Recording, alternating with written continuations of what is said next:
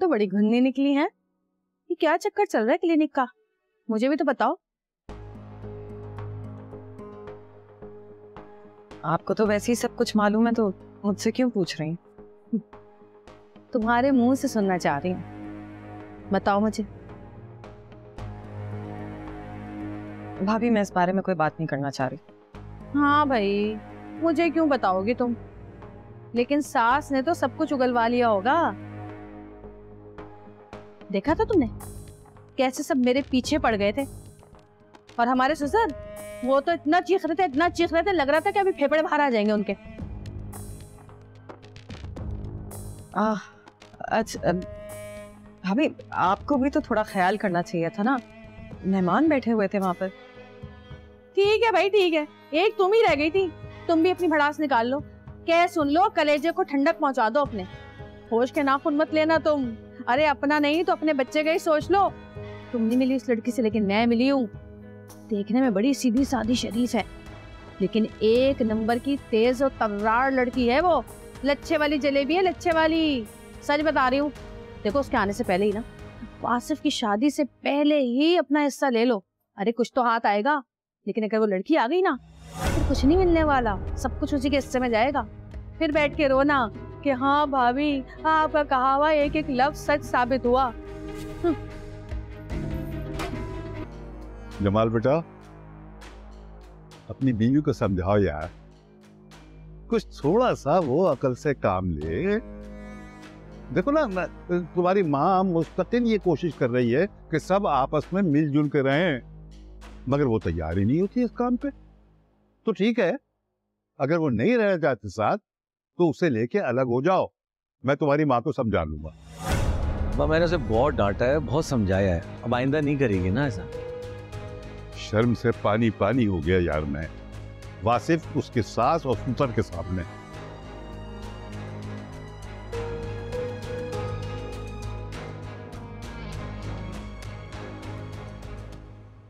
चुप क्यों हो, कुछ बोलो। मैं क्या बोलूं? मैं मानता हूं जो हुआ वो नहीं होना चाहिए था। मुझे तुम्हारी अम्मी के गुस्से का अंदाजा कल ही हो गया था, लेकिन मुझे बताओ मैं क्या करूं? क्या करूं? क्या मतलब है? तुम्हारे घर में से अजरा भाभी को किसी ने कुछ कहा नहीं? मेरे अम्मी अब्बू तो अच्छे ही फ्रूट्स लेकर गए थे। सबने बहुत गुस्सा किया उन पर। पहले तो अम्मी भी मुझे समझाती थी कि ज्वाइंट फैमिली में मिलजुल कर रहना है, लेकिन कल के बाद तो वो बिल्कुल ऑफ हो गई। ऐसी बात बिल्कुल भी नहीं। अजरा भाभी गुस्से की तेज हैं, मगर बाद में रिग्रेट करती हैं अपनी बात पर। एक ही छत के नीचे रहते हैं तो ऊंच नीच हो जाती है।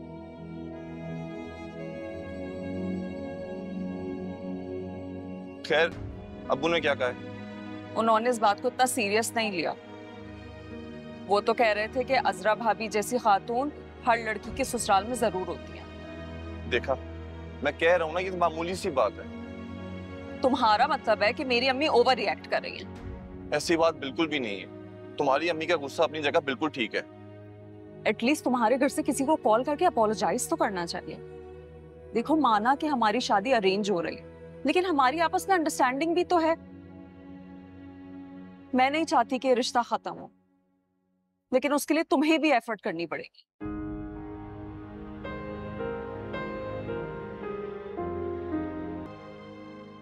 बंदा तारीफ ही कर देता है, इतनी मेहनत से बनाया है मैंने। तुमने खुद बनाया? नहीं, मेरी नानी आई थी ना, उन्होंने बनाया। उनका तो लास्ट ईयर इंतकाल नहीं हो गया था? अब वो आई होंगी, उन्होंने बनाया होगा, वापसी में तुम्हें भी ले जाती फिर। अस्मा भाभी, ये देखिए कैसी बातें कर रहा है मुझसे। मुझे थैंक यू कहने के बजाय मेरा मजाक उड़ा रहा है। तो भाई नानी वाला मजाक मैंने थोड़ी शुरू किया है, तुमने खुद ही किया है। बस वापस दे दो। अस्मा भाभी, आप खाए ना। अरे तुम तो सीरियस ही हो गई। मैं तुम्हें आज इनाम भी दूंगा। अच्छा, क्या इनाम दोगे?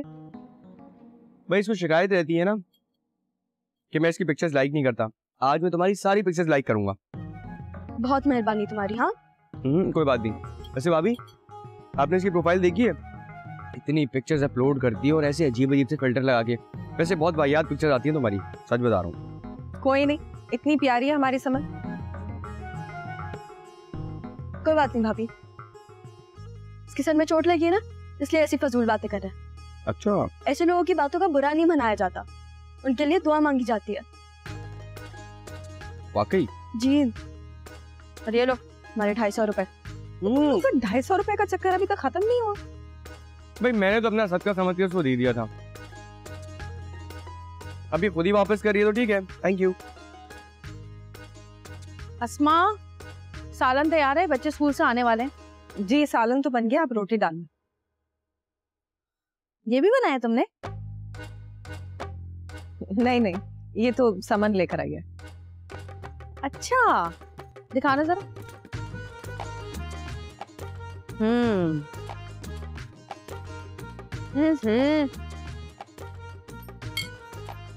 जरा भी नमक मिर्च नहीं है।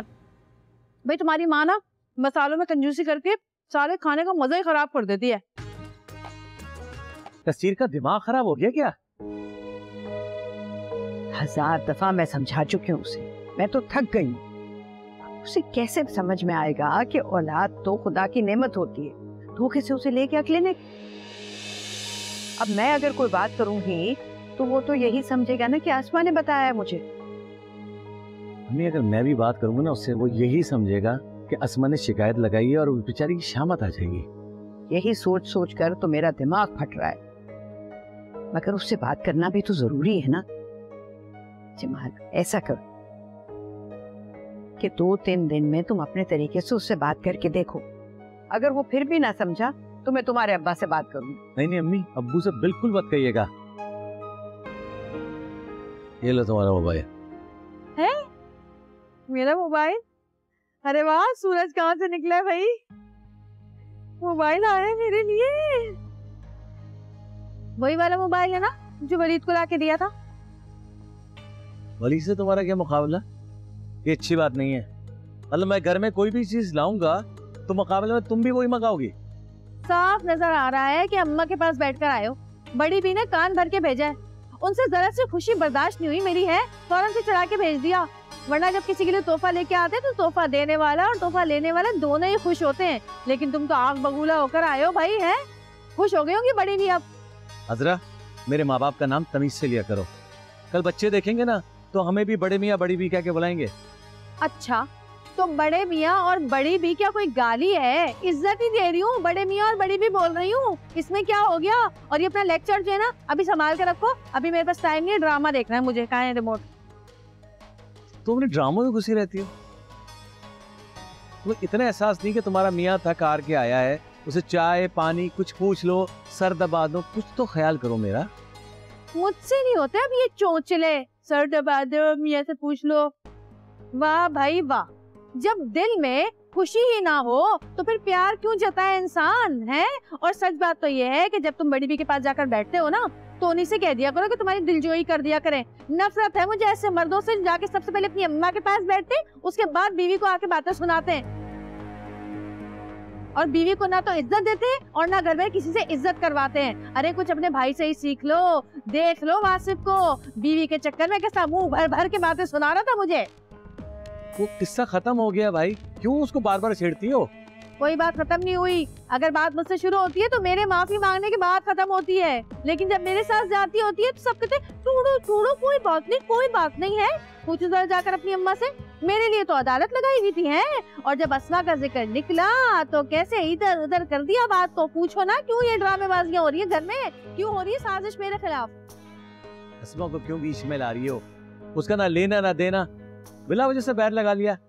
अरे मैं तो मुझे अपनी किस्मत से, मेरी किस्मत फूटी थी जब तुम मुझे मिले।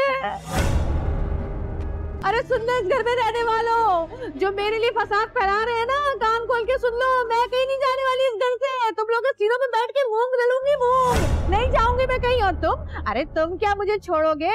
कौन पालेगा तुम्हारे बच्चों को? है बताओ, कौन रहेगा इस जंजाल पूरे में? बताओ मुझे, कौन भुगतेगा तुम्हें, तुम्हारी माँ को? और एक बात और बता दूं, मेरे लिए बस तुम ही हो, सारी जिंदगी तुम्हारे साथ ही रहूंगी मरते दम तक। तुम जैसे बीवी है ना, शौहरों को वक्त से पहले मार देती हैं। बड़ी आई मरते दम तक साथ देने वाली। यार मिठाई बहुत मजेदार है। इंसान अपनी औलाद के लिए क्या कुछ नहीं करता है और खुशी से बेनिहाल हो जाता है। ये जो मिठाई बनी है ना, जब तेरी औलाद होगी ना, इससे भी जबरदस्त मिठाई बना के बांटूंगा पूरे महल्ले में।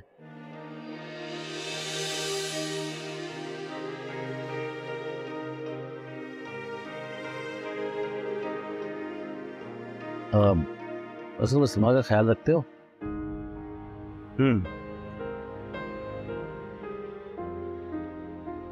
मुझे पता है तुम उसको नापसंद करते हो, मगर वो तुम्हारी मर्जी है। मगर एक बात है, तुम्हारे बच्चों की माँ है, ख्याल किया करो उसका यार।